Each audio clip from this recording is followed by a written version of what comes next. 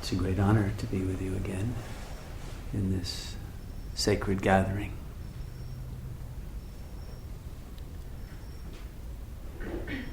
In which we are each giving ourselves the opportunity to return to our own divine nature and to allow that indescribable essence of eternal presence to radiate through our being into the world.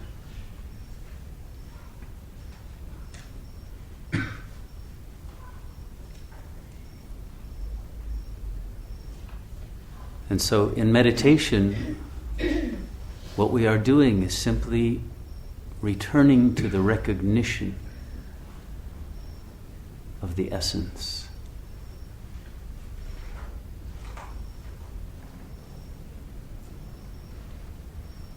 And that essence, because that essence is indescribable, creates difficulties for the intellectualizing mind to grasp.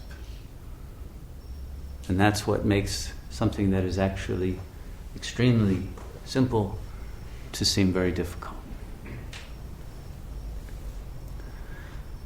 Because the ego mind wants to grasp things conceptually. It's taught that from a very young age, to hold on and to determine its own identity by that which it is grasping onto.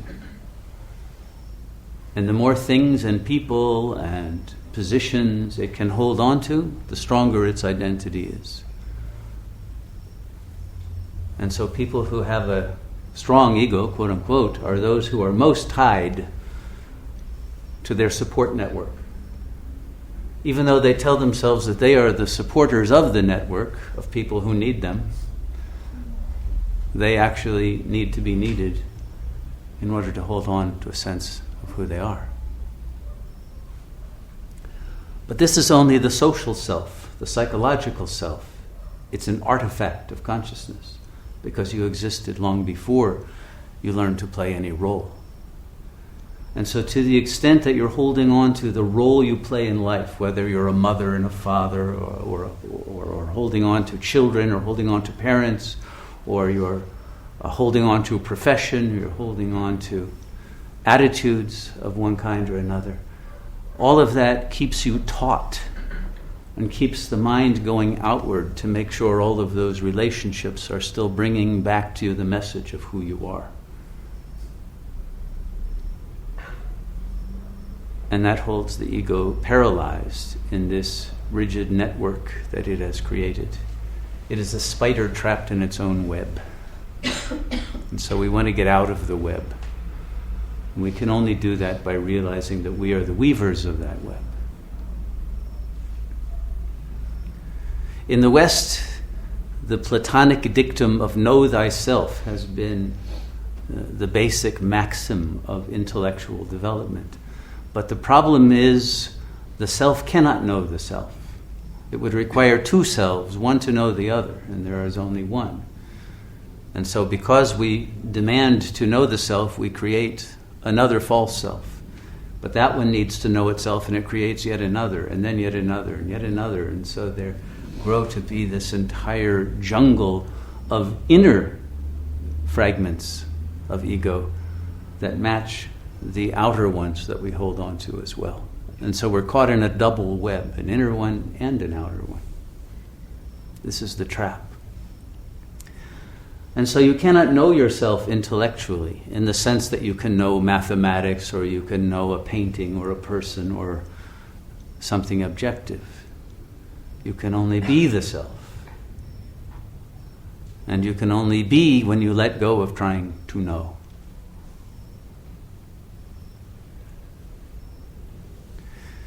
And then you discover what the self really is. And the self in its pure form, when it's not holding on to and identifying itself by that which it holds on to, is emptiness. empty awareness. The awareness is cognizant. There is an intelligence. But when that intelligence turns inward to know itself, there is nothing there. There is no thing. There is only awareness that is formless.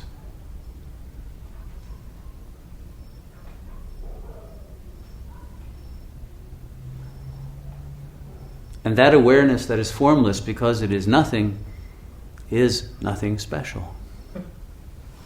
That's what's horrifying to the ego, which strives day and night to be something special in the eyes of the other.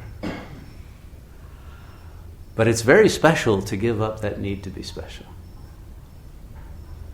And that's what brings one to the sacred core of one's being. And one discovers there another kind of specialness, a specialness to the Supreme Being,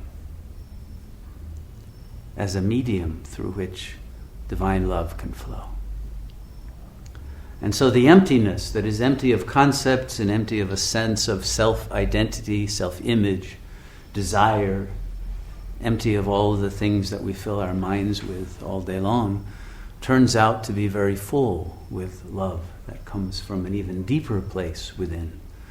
When we accept the emptiness without trying to run away from it or fill it artificially in a contrived way with words and images, and we agree to be natural. Uncontrived naturalness is a phrase that's actually used by a great Tibetan Buddhist teacher named Tulku Urgyen Rinpoche. But how can you contrive to be in a state of uncontrived naturalness? You can't do it. And so therefore, there are no techniques to get there. It can only happen through a surrendering of all desire and all fear. You can't even do it through accepting, because it's beyond acceptance or rejection. It's simple being. But this is our natural state, sahaja, the sahaja sthiti in Vedanta terminology, or sat mind, the mind that is simply that essence of awareness that is empty of all concepts and yet filled with the Absolute, is the Absolute. And although one cannot describe what the Absolute is, the great saints and poets have very lyrically expressed it in terms of bliss and joy and divine nectar flowing through one's being and the thrill of Kundalini rising and the ultimate joy of living, and many, many other terms that are all very wonderful, and yet they don't even come close to what it is. But you only get to all of that wonderfulness by agreeing to be nothing at all, not special or otherwise, and just being that which cannot be known.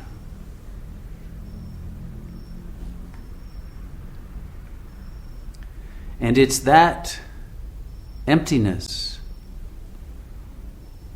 of the effort to grasp and to become and to control that opens the spigot of the flow of the divine nectar. And a kind of joy, of bliss, if you let the spigot stay open long enough, flows from within in an uncanny way and fills one's being, and eventually is recognized as the essence of one's being.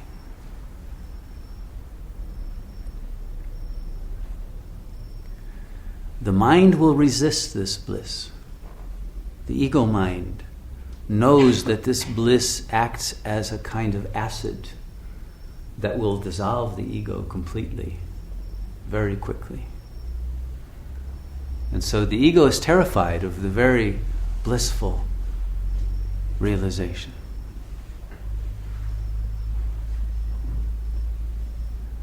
And when the fear comes up, one must be the witness to the fear and not identify with it, and recognize that it is the fear of the false self, the fear of emptiness, the fear of being nothing, the fear of death, the fear of that ultimate letting go.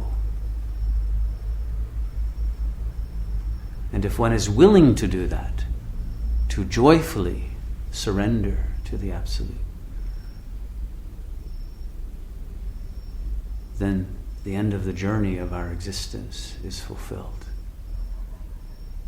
in the realization of our oneness with the source of all that is.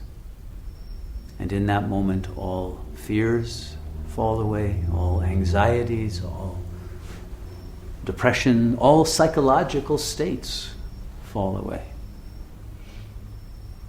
And there's freedom.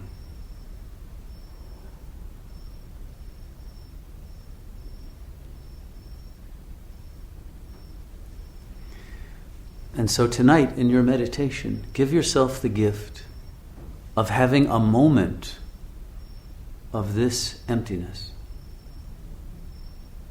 of not trying to achieve anything. Don't go for the bliss, just be. The bliss will come. Trust. Don't try to attain anything. Don't try to figure this out intellectually. If you make this an intellectual game, then you lose the essence. Your intelligence will grow from letting go of trying to be intellectual. But let yourself sit in the essential stillness of pure awareness, and everything will be revealed.